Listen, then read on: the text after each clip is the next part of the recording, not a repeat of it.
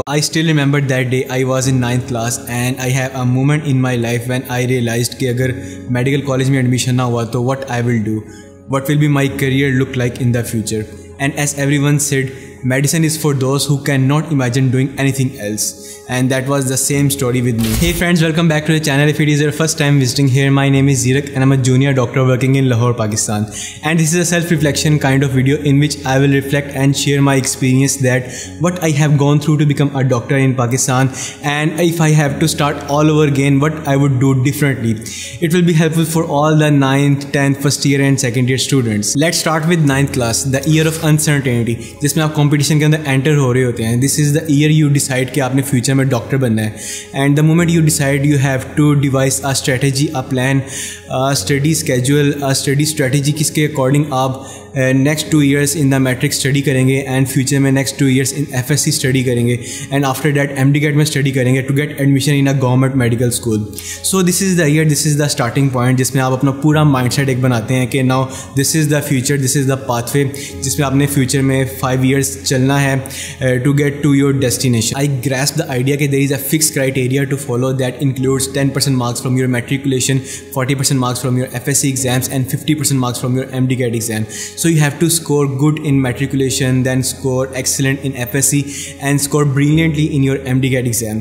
So जब मैं 9th class में आया तो मुझे सारी पिक्चर नज़र आ रही थी कि फ्यूचर में मैंने इस तरह स्कोर करना है to get to my destination. So in my matriculation both 9th and 10th class मेरी स्टडी रूटीन इस तरह होती थी कि मैं सुबह 8 AM to 2 PM स्कूल जाता था, जिसमें मैंने डिफरेंट सब्जेक्ट्स के लेक्चर्स अटेंड करने हैं, कुछ टेस्ट हैं उनको प्रिपेयर करके उनको अटैम्प्ट करना है स्कूल के अंदर ही.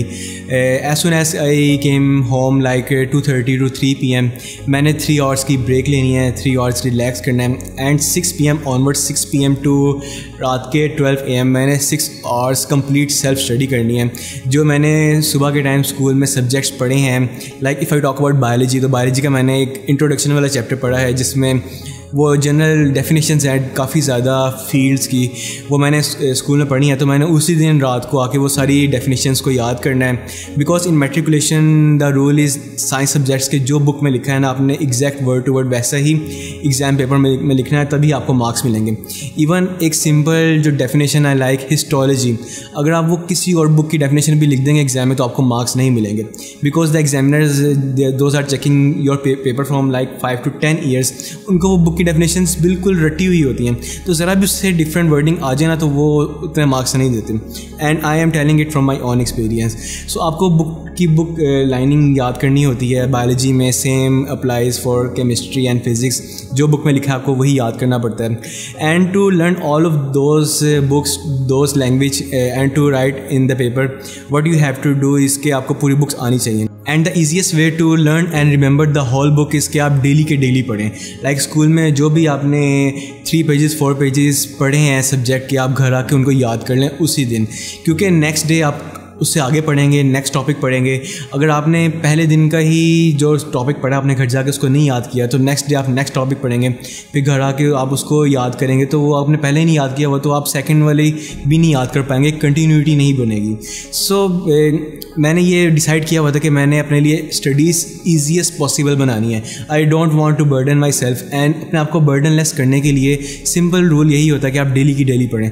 अगर आपने कोई भी सब्जेक्ट स्कूल में पढ़ा है, फिजिक्स केमिस्ट्री बायोलॉजी का कोई भी टॉपिक, आप उस दिन आके घर में पढ़ेंगे ना आपको बहुत कम टाइम लगेगा उसको याद करने में, एज़ कम्पेयर कि अगर आप उस दिन नहीं पढ़ते, किसी और दिन आप जाके उस टॉपिक को याद करेंगे तो आपको वो भूल गया होगा, उसी दिन आपके माइंड में बिल्कुल फ्रेश होता है.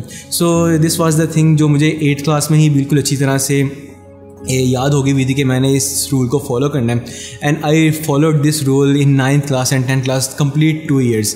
इवन कि मैंने FSC में भी यही रूल फॉलो किया था, बट हम उसकी बात बाद में करेंगे. सो 9th एंड 10th क्लास में मैंने यही रूल फॉलो किया कि फिजिक्स केमिस्ट्री बायोलॉजी ये 3 सब्जेक्ट्स होते हैं मेन साइंस के, इनके जो टॉपिक्स मैं स्कूल में पढ़ता था उसी दिन मैंने घर आके 6, 7, 8 ये 3 आवर्स मैंने रखे होते थे कि फर्स्ट आवर मैंने बायोलॉजी पढ़नी है कंप्लीट, सेकंड आवर में केमिस्ट्री पढ़नी है, थर्ड आवर में फिज़िक्स पढ़नी है. तो मैं 3 आवर्स रखे होते थे रोज़ाना, और स्टार्ट में मुश्किल होता था कि एक और में ना आपने जो स्कूल में पढ़ा होता था टॉपिक वो आपको ना याद करने में टाइम ज़्यादा लगता था, लाइक 2 आवर्स आपको लग जाते थे। सो लाइक आप जब 9th क्लास के फर्स्ट मंथ में है ना, तो आपको बायोलॉजी में आपने जो स्कूल में टॉपिक पढ़ा है उसको घर आके याद करने में मे बी 2 आवर्स लग जाए। सो ये तीनों साइंस सब्जेक्ट्स आपको मे बी 6 आवर्स लग जाएँ। लेकिन अगर आप ये रूटीन फॉलो करना स्टार्ट कर देंगे तो लाइक 3-4 मंथ्स आपने यही रूटीन फॉलो किया, तो like in the 5th month आपके लिए वो इतना ईजी और आप यूज टू हो गए होंगे, आपका माइंड इतना यूज टू हो गया होगा कि आप उसको 1 आवर में कर लेंगे। फिर आपके लिए ना एजुकेशन ईजी हो जाती है, लर्निंग आपके लिए बहुत आसान हो जाती है। सो उन 2 ईयर्स में मैंने यही रूल को फॉलो किया कि हमारा सिलेबस जो होता था कंप्लीट 1 ईयर का वो लाइक 6 to 7 मंथ में कंप्लीट होता था। तो जो 6 to 7 मंथ थे स्टार्ट ऑफ द ईयर के, बहुत इन 9th and 10th क्लास, मैंने डेली आके साइंस सब्जेक्ट्स याद करने हैं, उनको रिवाइज़ करना है जो मैं टॉपिक्स पढ़ता हूँ। अपार्ट फ्रॉम साइंस सब्जेक्ट्स जो दूसरे सब्जेक्ट्स होते थे इंक्लूडिंग उर्दू, इंग्लिश, इस्लामियात, पाक स्टडीज़, उनके भी मैंने फिक्स आवर्स रखे होते थे, like 1 hour for English, 1 hour for Urdu, half hour for Islamiyat, half hour for Pak studies. Because in the exam आपके साइंस सब्जेक्ट्स में मार्क्स कंप्लीट आ जाते हैं, लेकिन जो मेन मार्क्स का डिफरेंस लाते हैं वो आपके उर्दू, इंग्लिश, पाक स्टडी, इस्लामियात वाले मार्क्स होते हैं। सो हमारे टीचर्स ने हमें स्टार्ट से बताया हुआ था कि आपके साइंस सब्जेक्ट में मार्क्स आ जाएंगे सबके एक जैसे, लेकिन जो डिफरेंस आएगा वो उन्हीं सब्जेक्ट्स में से आएगा और आपने इनको भी अच्छी तरह से पढ़ना है। और इनका भी मैंने एक स्ट्रेटजी इनकी बनाई हुई थी कि मैंने डेली की बेस पे 1 hour उर्दू पढ़नी है। इवन के नेक्स्ट डे उर्दू का कोई टेस्ट नहीं भी है, मैंने स्टार्ट ऑफ द ईयर से ही एक पूरा स्केड्यूल अपना अलहदा से बना के रखा हुआ था कि मैंने डेली 1 hour में उर्दू में ये सब्जेक्ट पढ़ना है, इतना टॉपिक पढ़ना है, ये इतनी नज़म याद करनी है, इतनी गज़ल याद करनी है, जो भी मतलब उसका सिलेबस होता था, ये वाला चैप्टर पढ़ना है, इसकी रुदाद करनी है या ये ख़त याद करना है। लाइक इस तरह करके ना हमारे जो 7 to 8 मंथ्स में हमारा सिलेबस कंप्लीट होता है, मैंने वो डिसाइड किया हुआ था कि मैंने 7 to 8 मंथ्स में कंप्लीट सिलेबस एक दफ़ा पढ़ लेना, उसको याद कर लेना, ताकि उसके बाद मेरी रिवीजन हो, जो हमारे फुल बुक टेस्ट होते हैं वो हो, बाद में मैं अपनी जो एग्ज़ाम अटैम्प्टिंग स्किल है उसको मैं पॉलिश कर सकूं। सो यही रूटीन को मैंने 9th क्लास 10th क्लास दोनों ईयर्स में फ़ॉलो किया। हमारा 8-9 मंथ में सिलेबस कंप्लीट हो जाता था, उसके बाद 2-3 मंथ्स में एक्सटेंसिव टेस्ट सेशन होते थे जिसमें हम लोग अपनी राइटिंग इम्प्रूव करते थे कि टेस्ट टेकिंग स्किल्स किस तरह होती है, आपने पेपर अटैम्प्ट किस तरह करना है। सो ये साइकिल इस तरह फॉलो होती रही 9-10 दोनों ईयर्स में। फिर मेरे 9th क्लास का जब रिज़ल्ट आया, आई स्टिल रिमेंबर, मेरे 443 मार्क्स से आउट ऑफ 480, एंड मेरे लिए वो बहुत ज़्यादा मार्क्स है कि ये बहुत ज़्यादा मार्क्स आ गए हैं, क्योंकि 8th क्लास में मेरे इतने अच्छे मार्क्स नहीं थे। I never considered my self a very intelligent या आउटस्टैंडिंग स्टूडेंट। मेरे माइंड में हमेशा से ये था कि I am a hard working person and hard work over a long period of time always win. ऐसा कभी भी नहीं हो सकता कि आप बहुत लॉन्ग पीरियड के लिए हार्ड वर्क करें और वो अनरिवॉर्डेड जाए या आपको उसके रिजल्ट्स ना मिलें। सो जब मेरी 9th क्लास में 443 मार्क्स आए, ऑल्थो मुझे इतनी खुशी हुई कि ये बहुत अच्छे मार्क्स हैं, एंड जो एक ट्रैजेक्टरी थी वो उसका एक फर्स्ट पॉइंट मेरा सेट हो गया था। Now I made the mind, और मुझे यकीन हो गया कि इतने मार्क्स अगर 9th क्लास में आ गए हैं तो ऑब्वियसली 10th क्लास में मैं इससे भी ज़्यादा इंप्रूव करूँगा, एंड जो ग्राफ है वो एज अ डायरेक्टली प्रोपोर्शनल जाएगा और 10th क्लास में और अच्छे मार्क्स आएंगे। सो मैंने यही स्ट्रेटजी को 10th क्लास में भी फॉलो रखा कि जैसे ही ईयर स्टार्ट हुआ, स्टार्ट के ईयर से ही फर्स्ट डे जो केमिस्ट्री का टॉपिक पढ़ाया, मैंने फ़र्स्ट डे ही घर जाके उसको रिवाइज़ किया, याद किया है। Same goes for biology, same goes for physics, और इस तरह करते करते डेली के डेली 7-8 मंथ्स 9th मंथ में जब वो पूरा बुक्स कंप्लीट हुई हैं, सिलेबस कंप्लीट हुआ, तो मेरा भी जो लर्निंग था वो साथ साथ कंप्लीट हुआ है। फिर इसी तरह उर्दू, इंग्लिश, जो बाकी सब्जेक्ट्स हैं उनको 1 hour डेली बेसिस पे पढ़ना है कि आज ये 1 hour है, मैंने ये ऐसे याद करना है, तो इस ऐसे को मैंने याद किया, इस ऐसे को बुक में अच्छा नहीं लिखा हुआ, इसको राइट करना है, तो डिफरेंट रिसोर्सेज से मैंने ऐसे प्रिपेयर किया, उसको याद किया। फिर 10th क्लास के एग्ज़ाम हुए एंड फिर एग्ज़ाम्स का रिज़ल्ट आया and I got 990 marks out of 1050, और ये मेरे लिए बहुत अच्छे मार्क्स थे। It goes like 93-94% marks, and मेरा गवर्नमेंट कॉलेज यूनिवर्सिटी में एडमिशन हो गया, and that was the moment I realise कि I achieved something. It is generally said that कि आपको जब रिजल्ट्स नज़र आ रहे हो ना, तो आपकी इंट्रिंसिक मोटिवेशन वैसे ही बढ़ जाती है। So same goes for me, जब मेरा गवर्नमेंट कॉलेज यूनिवर्सिटी में एडमिशन हुआ, जहाँ पर हर टीनेजर, हर इंटर स्टूडेंट का ख्वाब होता है कि उसका वहाँ पर एडमिशन हो, बिकॉज़ वहाँ क्रीम ऑफ लाहौर आती है, और लाहौर के बाहर से भी जो स्टूडेंट वहाँ पढ़ने आते हैं वो अपने एरिया के फैसलाबाद, सरगोदा वगैरह के टॉपर्स होते हैं, और वहाँ पर एक ऐसा हब है ना GCU, और वो ऐसी इन्वायरमेंट प्रोवाइड करता है कि जो GCU में आके पढ़ लेता है ना, फिर वो उनके हमेशा फ्यूचर में ड्रीम्स, बिग ड्रीम्स होते हैं। They try to be a top gun in whatever field they go. So यही चीज़ मुझे GCU में आके भी फ़ील हुई और मुझे काफ़ी अच्छा भी फ़ील हुआ कि मैंने ये जो 2 इयर्स इस तरह से अपनी सारी एक्टिविटीज़ ख़त्म करके, एंड इट वाज ट्रू, जब आप मैट्रिकुलेशन में आए थे आपकी सारी एक्टिविटीज़ ख़त्म हो जाती हैं. Before matriculation, before 9th class, I use to play cricket a lot, I use to go to different vacations, अपने रिलेटिव्स वगैरह के साथ बहुत मिलना. I was very extrovert type of person. लेकिन जैसे ही मैं 9th क्लास में आया था एंड आई रियलाइज़ कि कंपटीशन इतना टफ़ है, इतने टफ़ कंपटीशन के लिए आपको इतने मार्क्स लाने के लिए आपको डेली इतना आवर्स पढ़ना पड़ेगा. तो आपका पूरा माइंड ना शिफ्ट हो जाता है टुवर्ड स्टडी और आप ये सारी सोशल गैदरिंग वगैरह के साथ कोप अप नहीं कर सकते. You have to leave them behind that for your goal. और यही गोल को मैंने रखते हुए 4 to 5 years अपने इसी तरह रखे थे कि किसी से इतनी ज़्यादा इंटरेक्शन नहीं. I didn't use Facebook, Instagram, TikTok तो तब था ही नहीं. सो ये ऐप्स भी मैं इतना ज़्यादा यूज़ नहीं करता था. सो मेन फोकस सारा ही स्टडी की तरफ था, which gave back in the future. Now there is a complete difference in your study schedule. First ये कि आपको ना ये डिसाइड करना पड़ता है कि आप यूनिवर्सिटी के साथ चलेंगे अपनी स्टडीज़ को लेके या अकेडमी के साथ चलेंगे. जैसे ही आप ये डिसाइड करते हैं ना, फिर आप एक एंटिटी को माइंड में रख के उसके अकॉर्डिंग अपनी स्टडी करते हैं. लाइक अगर आप अकेडमी को मेन प्रायोरिटी देते हैं कि आपने उसके अकॉर्डिंग चलना है, तो जो आपने अकेडमी में बायोलॉजी में पढ़ा है, जो फिजिक्स में पढ़ा है, जो केमिस्ट्री में पढ़ा है, आपने ना उसको नेक्स्ट डे की अकेडमी स्टार्ट होने से पहले रिवाइज कर लेना है. या आप यूनिवर्सिटी को प्रायोरिटी देते हैं तो यूनिवर्सिटी में जो लेक्चर्स हुए हैं आपने नेक्स्ट डे यूनिवर्सिटी आने से पहले उन सारे लेक्चर्स को याद कर लेना. So what I did, if I talk about my on experience, के यूनिवर्सिटी बहुत लेट स्टार्ट हुई थी, जबकि अकेडमीज आपके मैट्रिकुलेशन के फ़ौरन बाद स्टार्ट हो जाती हैं. सो मैंने अकेडमी फ़ौरन ही मैट्रिकुलेशन के बाद स्टार्ट कर ली थी. और मैंने जब यूनिवर्सिटी स्टार्ट की तो मेरा हाफ़ सिलेबस कंप्लीट हो गया हुआ था, तो मुझे वो हाफ़ सिलेबस यूनिवर्सिटी में पढ़ने की ज़रूरत ही नहीं थी. सो मैंने व्हाट आई डिड कि मैंने अपनी जो अकेडमी थी उसको मेन प्रायोरिटी बना ली कि अकेडमी में जो पढ़ रहा हूँ वो मैंने साथ साथ याद कर लेना है कि जब मेरी यूनिवर्सिटी की क्लासेस स्टार्ट होंगी उससे पहले मुझे हाफ सिलेबस ऑलरेडी आता होगा.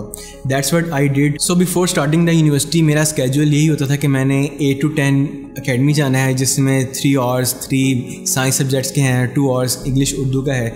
10 बजे जैसे ही मैंने घर आना है ना, तो 12 बजे तक मैंने ब्रेक लेनी है 2 घंटे की.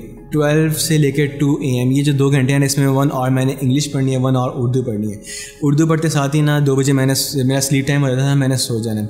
अब वो जो 2 hours है ना, उसमें मैंने उसी तरह अपना कंप्लीट जो FSC फर्स्ट ईयर का सिलेबस है उसको मैंने डिवाइड किया होता था कि इसमें इस ईयर में इतनी गज़लें हैं, इतनी नज़में हैं, इतने उर्दू के चैप्टर्स हैं, इतने साको सबाक हैं. जो भी हमारा पेपर जिस पैटर्न से आता था वो इतना सारा सिलेबस है, उसको मैंने 6 to 7 months में डिवाइड किया होता था कि हमारा इतने मंथ्स में सिलेबस कंप्लीट होना है. तो वो 1 hour में मैंने वही रखा होता था कि मैंने इस 1 hour में इतना ये चैप्टर पढ़ लेना है, इतनी मैंने एक नज़म को प्रिपेयर करना है, इतनी गज़ल को प्रिपेयर करना है. So over the course of years ये 2 hours आपको देखने में लगता है कि बहुत शॉर्ट है, लेकिन ये pile up in the long run. और आपका सिलेबस अगर आप इस तरह कवर कर लें तो ये बहुत अच्छी आपकी प्रिपरेशन करवा देता है. सो मैं ये 2 hours इंग्लिश उर्दू बस पढ़ता था, फिर मैंने सो जाना. सुबह मैंने 8-9 बजे उठना है बिफोर स्टार्टिंग माई यूनिवर्सिटी. 8-9 बजे मैं उठ गया हूँ. अब मेरे पास 6 बजे अकेडमी जाने का टाइम है. I have 8 to 9 hours left. अब इसमें मैं यही करता था कि जो सब्जेक्ट अकेडमी में हमें बायोलॉजी का पढ़ाया है, बायोलॉजी के 3 पेजेस हमने पढ़े हैं, मैंने वो सुबह के टाइम 1.5 hour या 2 hours में मैंने बायोलॉजी के वो सारा याद करना है कि हमने क्या पढ़ा था. अब बायोलॉजी जो FSC की है वो थोड़ी एक्सटेंसिव है, उसको याद करने की स्ट्रेटजी थोड़ी सी डिफरेंट है. And the main strategy that I follow it is के मैं हेडिंग्स बना के ना बायोलॉजी की बुक को याद करता था. सेम प्रिंसिपल अप्लाइज के जो बुक में लिखा है आपने वही एग्जाम में लिखना है, तभी आपको मार्क्स मिलेंगे. थोड़ी सी भी वर्डिंग आप चेंज करेंगे तो आपको मार्क्स नहीं मिलेंगे. And it is a trial and tested thing. So अब बायोलॉजी के 3 पेजेस हैं जिसमें से आपने शॉर्ट क्वेश्चंस भी याद करने हैं, लॉन्ग क्वेश्चंस भी याद करने हैं. सो मैं अपनी बुक के ऊपर ही हेडिंग्स बना लेता था. If I talk about nomenclature topic, जो कि आई थिंक FSC में था फर्स्ट ईयर में. अब वो नोमेनक्लेचर एक पैराग्राफ लिखा हुआ है काफ़ी बड़ा सा, लेकिन वो काफ़ी ना फसी सा है, वो आपको ना समझना पड़ता है थोड़ा सा. अब मैंने उस पूरे पैराग्राफ के 10 to 12 हेडिंग्स बनाई हुई थी कि, और फिर मैं ना यही करता था कि वो हेडिंग्स पहले याद करता था, उसके बाद मुझे हेडिंग से याद आया था कि इसके अंदर टेक्स्ट क्या लिखा हुआ है, क्या कॉन्टेक्स्ट है, तो फिर मैं उस हेडिंग से अकॉर्डिंग ना वो टेक्स्ट को लिख लेता था. सो हेडिंग के अकॉर्डिंग टेक्स्ट को याद रखना ना आपके लिए बहुत ज़्यादा ही ईजी हो जाता है. सो बायोलॉजी में मैं इसी तरह हेडिंग्स बना के सारे टॉपिक्स को याद करता था. अब एक टॉपिक आ गया है 2 पेजेस का, उसमें मैंने हेडिंग्स बनाई हुई है 10 to 12 हेडिंग्स. पहले मैं हेडिंग्स को याद करूँगा, उस हेडिंग से अकॉर्डिंग जो उसके अंदर टेक्स्ट लिखा है मैं उसको याद करूँगा, तो मेरा पूरा टॉपिक ना प्रिपेयर हो जाएगा. If I talk about physics में भी मैं हेडिंग्स बना के टॉपिक्स को याद करता था कि एक टॉपिक लिखा हुआ है, उसमें कितनी डिफरेंट पॉइंट्स हैं, डिफरेंट पॉइंट्स की हर एक डिफरेंट पॉइंट की डिफरेंट हेडिंग है।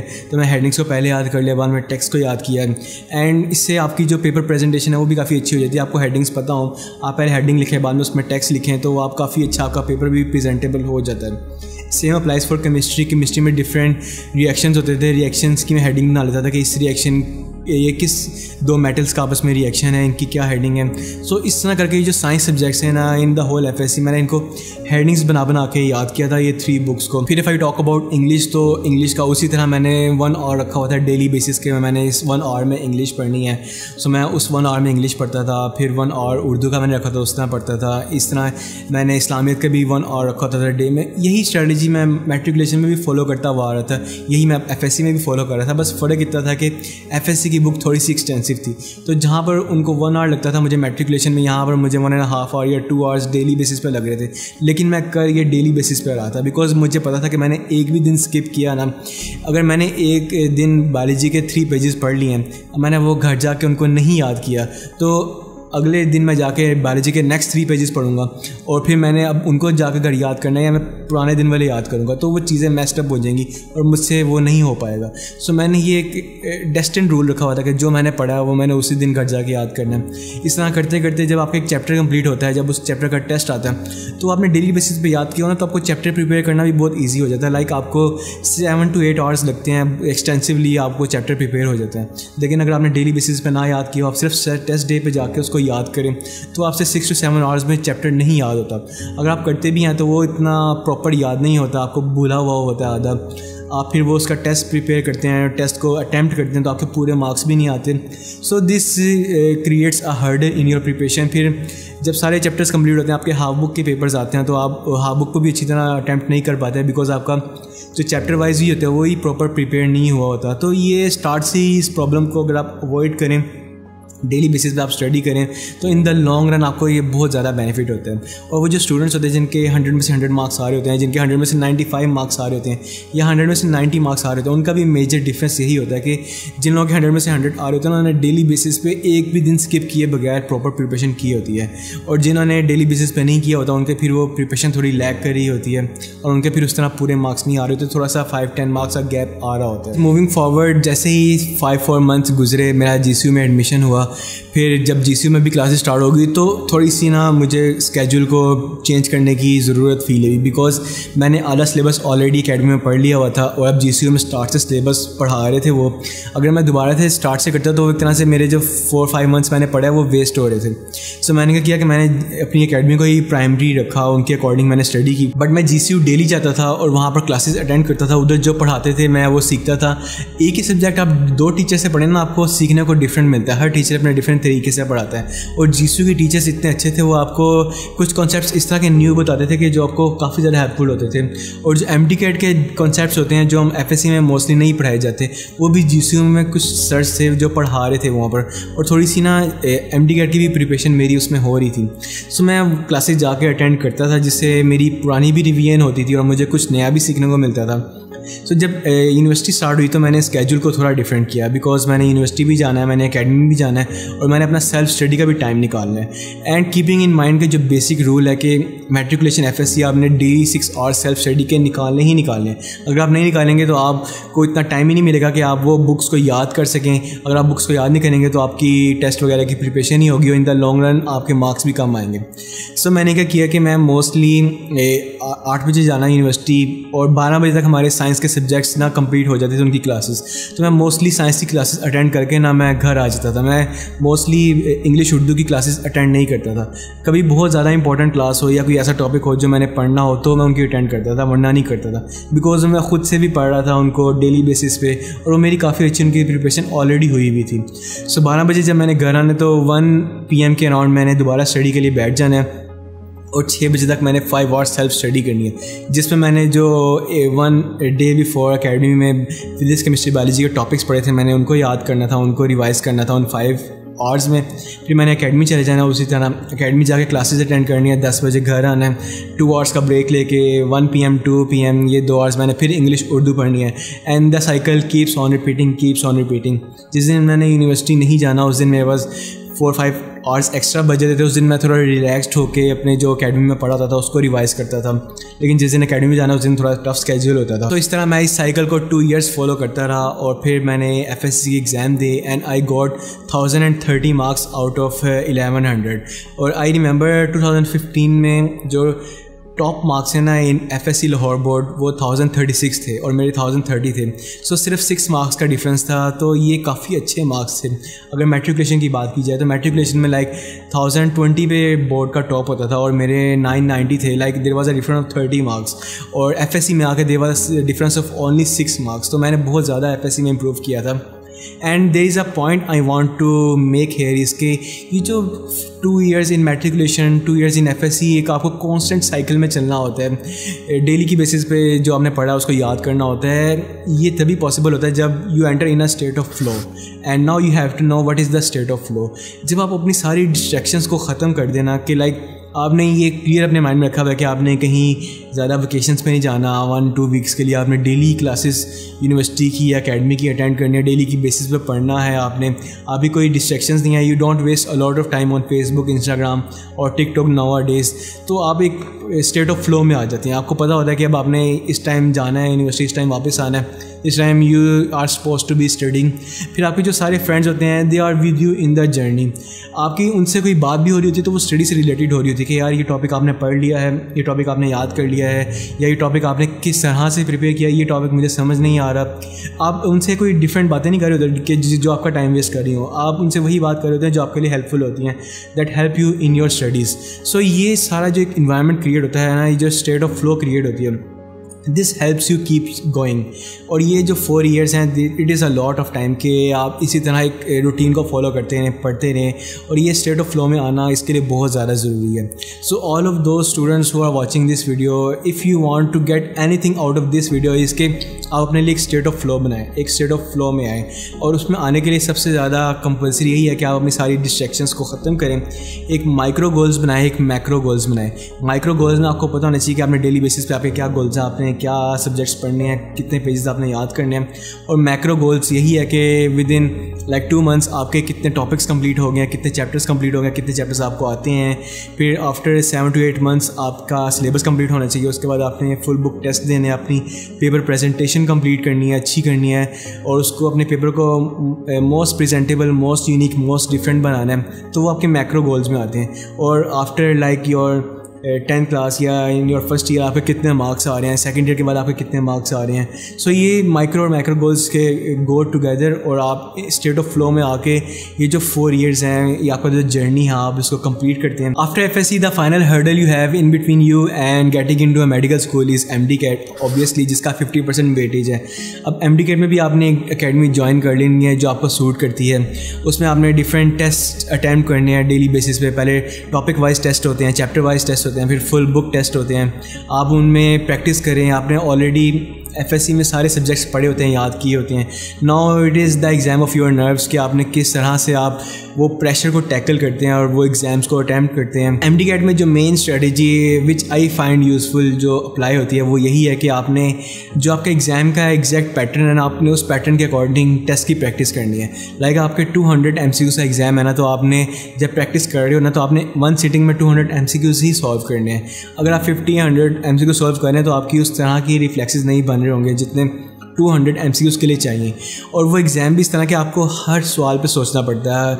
Every question is important in that exam. और अगर आपने 190+ उसमें स्कोर करना है सो आपके सारे के सारे ही क्वेश्चंस ठीक होने चाहिए। फिर उसमें से पॉसिबिलिटी होती है कि 4-5 क्वेश्चंस रॉन्ग हो गए, तब आपके 190+ स्कोर आता है उसके अंदर। So a minor study strategy difference that come in your MD-CAT exam इसके MD-CAT में ये मैटर नहीं कर रहा होता कि आप डेली बेसिस पे कितना पढ़ रहे हैं, किस तरह आप रिवाइज़ कर रहे हैं, बट इट मैटर्स कि आपने जो रिवाइज़ किया है आपको वो कितना अच्छी तरह से आपके माइंड में रिटेन कर रहे हैं और आपका कॉन्सेप्ट किस लेवल तक क्लियर है। सो अगर आप MD-CAT में सारे कॉन्सेप्ट रूट लेवल तक क्लियर रखें। और आपने अगर एक चीज़ पढ़ ली है और आपको वो चीज़ दोबारा पढ़ने की ज़रूरत नहीं फ़ील हो रही like in matter of 3 to 4 months, तो इट्स मीन कि आपकी प्रिपरेशन बहुत ज़्यादा अच्छी है।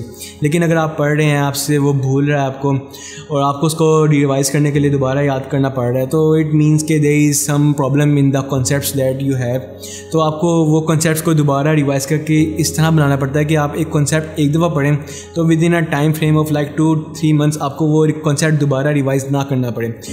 After revising that concept you are confident enough कि आप एग्जाम में जाके वो कॉन्सेप्ट अगर आपसे पूछा जाए तो आप उसको अटैम्प्ट करते हैं, उसको सॉल्व आउट कर सकते हैं। Moving forward after your MD-CAT exam you are done, आपका जर्नी अब एंड पे है। अब बस आपका MD-CAT का रिजल्ट आना है, आपके मैट्रिक का रिजल्ट आपके पास है, FSC का रिजल्ट आपके पास है। MD-CAT का रिजल्ट आएगा तो आपका वो उसी क्राइटेरिया के अकॉर्डिंग 10% मैट्रिक, FSC 40%, MD-CAT 50% के अकॉर्डिंग आपका मेरिट बनेगा और फिर आपको रिवील हो जाएगा कि आपका किस गवर्नमेंट मेडिकल स्कूल में एडमिशन हुआ है। And I still remember in 2015 जब मेरा कंप्लीट मेरिट कैलकुलेट हुआ था and I got admitted in Amiruddin medical college which is affiliated with Lahore general hospital. तो मुझे इतनी ज़्यादा खुशी हुई थी कि मेरा फर्स्ट टाइम में ही मेडिकल स्कूल में एडमिशन हो गया। I don't have to repeat any year और improve marks, so it was a blessing in its on. I was really happy. और उस दिन आपको जाकर रियलाइज़ होता है कि ये जो 4 years की स्ट्रगल आप करते आ रहे हैं from like your 9th class, daily basis पे स्टडी करना और ये साइकिल के थ्रू आप चल के आते हैं, फिर जब आपका एडमिशन होता है ना तो वो सारी जो आपका एफ़र्ट होती है वो सारी उसका फ्रूट आपके सामने आ जाता है एंड आपको इतनी ज़्यादा खुशी होती है and it is such a blessed और privilege place to be in like you are studying in government medical school. So this was kind of my journey I wanted to share with all of you because मुझे इतने ज़्यादा messages receive होते हैं 9th class 10th class first year second year के students से कि हमें बताएं कि हम किस तरह स्टडी करें कि हमारा गवर्नमेंट मेडिकल स्कूल में एडमिशन हो जाए। हमारे लाइक 9th क्लास में अच्छे मार्क्स नहीं आए तो हम 10th क्लास में हम कितने मार्क्स लें तो हमारा एडमिशन हो जाए, या FSC फर्स्ट ईयर में हमारे मार्क्स अच्छे नहीं आए, there were some problems going on in their life, in their family, या उनको कोई हेल्थ इश्यूज़ थे। So there are a lot of different problems जो हर मेडिकल स्टूडेंट या कोई प्री मेडिकल स्टूडेंट फेस कर रहा होता है अपनी लाइफ में। Everyone is fighting with their own Wars in their own lives. So what I can say is के अगर आपके मैट्रिकुलेशन में 9-10 क्लास में मार्क्स अच्छे नहीं भी आए तो it is not a big issue. FSC is the main thing because FSC 40% और MD-CAT 50% है। तो आप FSC में बहुत अच्छा मार्क्स परफॉर्म करें, डेली बेसिस पर स्टडी करें जिस तरह मैंने बताया, और आप उसको लेके चलें for the next 2 years after MD-CAT। तो it is pretty good chance कि आपके मैट्रिकुलेशन में अच्छे मार्क्स नहीं भी हैं तो आप FSC में मार्क्स अच्छे लेके, MD-CAT में मार्क्स अच्छे लेके मेडिकल स्कूल में एडमिशन ले सकते हैं।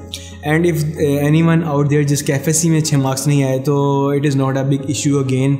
आप अपनी FSC को इम्प्रूव करें, MD-CAT में अच्छा स्कोर परफॉर्म करें and still they are really high chances कि आपका मेडिकल स्कूल में एडमिशन हो जाए। So possibilities are endless. अगर आपको 1-2 साल वेस्ट करने भी पड़ते हैं तो it is not a problem because medical school में 1-2 ईयर, मेडिकल करियर में इन जनरल 1-2 ईयर से इतना फ़र्क नहीं पड़ता। अगर आपके 1-2 ईयर वेस्ट हो भी जाते हैं तो कोई बात नहीं है, they are remediable at the end. अगर आप मेडिकल स्कूल में आ गए हैं तो that's all that matters. So at the end I want to give 3 to 4 suggestions for all the 9, 10 first year and second year students जिनका ड्रीम है कि वो डॉक्टर बने and to get admission in a medical school. And the number 1 इसके कभी भी इस journey में like 9, 10 first year and second year में स्टडीज़ को प्रॉब्लम ना बनाएं अपने लिए कि आपको बहुत ज़्यादा पढ़ना पड़ रहा है। You are studying more than like 90 to 95% of the people out there. It is true, आपको बहुत ज़्यादा पढ़ना पड़ेगा and it is a tough journey because अब करंटली हमारे टाइम पे 90 to 1 लाख पीपल के दरमियान कंपटीशन होता था जिन्होंने मेडिकल स्कूल में एडमिशन लेना होता था। अब लाइक 2 लाख के राउंड कंपटीशन चला गया, इतना टफ कंपटीशन है। सो एक ये नेसेसिटी बन गया है, एक प्री रिक्विजिट बन गया है कि आपको 9, 10 फर्स्ट ईयर सेकेंड ईयर 4 सालों में इतना ज़्यादा पढ़ना पड़ेगा कि आप अपना 1 मिनट भी वेस्ट नहीं कर सकते इन दोज 4 years। फिर ही पॉसिबिलिटी होगी कि आपको प्रॉपर बुक्स याद होंगी और आपकी पेपर अटैम्प्टिंग स्किल्स इतने अच्छे होंगे कि आप इतने रिक्वायर्ड मार्क्स जो आपको चाहिए वो आप ला सकें और फिर MD-CAT में भी अच्छा स्कोर कर सकें। सो ये पूरे सिनेरियो को पहले से अपने माइंड में बिठा लें कि ये एक फ़ाइट है, ये कंपटीशन है और इस कंपटीशन में आपने इस तरह से परफॉर्म करना है, तभी आप इस कंपटीशन से एज अ सक्सेसफुल वॉरियर बाहर आएंगे। सेकंड एडवाइस इसके इस कंप्लीट जर्नी में अपने फ्रेंड्स बहुत ज़्यादा सोच समझ के बनाएं। सिर्फ उन्हीं लोगों को फ्रेंड्स बनाएं जो आपके साथ इस जर्नी में हो एंड यू नो कि वो उतने ही ज़्यादा इंटेलिजेंट, उतने ही ज़्यादा कैपेबल, उतने ही ज़्यादा डेडिकेटेड हैं जितने आप हैं अपने फ्यूचर को लेके। And you are seeing them कि वो आपको मोटिवेट कर रहे हैं इन योर स्टडीज़ एंड वो आपके साथ ही एक दिन फ्यूचर में किसी मेडिकल स्कूल में एज अ डॉक्टर होंगे, एज अ मेडिकल स्टूडेंट पढ़ रहे होंगे। सो इन्हीं लोगों को अपने साथ इस 4 ईयर के जर्नी में रखें तो ही आप एक डेडिकेटेड पर्सन बन सकते हैं। डेली बेसिस पे आप स्टडी कर सकेंगे। अगर आप ऐसे लोगों को दोस्त बनाएंगे जिनका फ्यूचर में गोल ही नहीं है कि उन्होंने डॉक्टर बनना है या उन्होंने अच्छा पढ़ना है, तो वो आपका टाइम वेस्ट करेंगे, वो आपको डिफरेंट एक्टिविटीज़ में लगाएंगे, वो आपसे ऐसे टॉपिक्स डिस्कस करेंगे जो स्टडी रिलेटेड नहीं होंगे, जिससे आपका पूरा रिदम ना चेंज होगा, वेस्ट होगा आपका टाइम।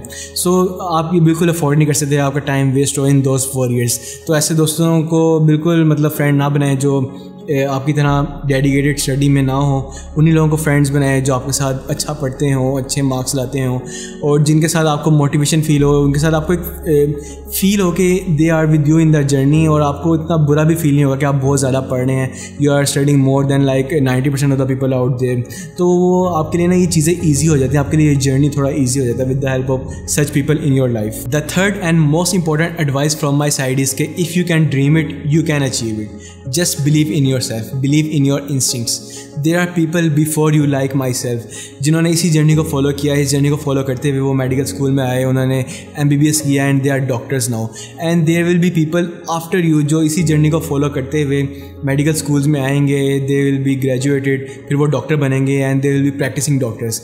सो डोंट बिलीव कि आप किसी से कम हैं। सबके माइंड बिल्कुल एक जैसे होते हैं, बस उसको यूटिलाइज़ करने का, उसको यूज़ करने का तरीका डिफरेंट होता है। And I have told you my way कि मैंने किस तरह से इसको यूटिलाइज़ किया इन दोज 4 ईयर्स और आपको किस तरह यूटिलाइज़ करना पड़ेगा। सो कभी भी अपने आप को किसी से कम ना समझें। डोंट बिलीव कि आप लेस इंटेलिजेंट हैं। Every one have same intelligence level, बस उसको यूटिलाइज़ करने का तरीका डिफरेंट होता है। हर किसी का डिफरेंट इन्वायरमेंट होता है, हर किसी के डिफरेंट लोगों से एक्सपोजर होता है, जिसकी वजह से उनके अंदर कुछ एक्वायर्ड स्किल्स आ जाते हैं जिससे अपने ब्रेन को बेहतर यूज़ कर सकते हैं, वो टेक्निक्स डिफरेंट इस्तेमाल कर सकते हैं। और कुछ लोगों को इस चीज़ों का बिल्कुल आइडिया नहीं होता, एक्सपोजर नहीं होता।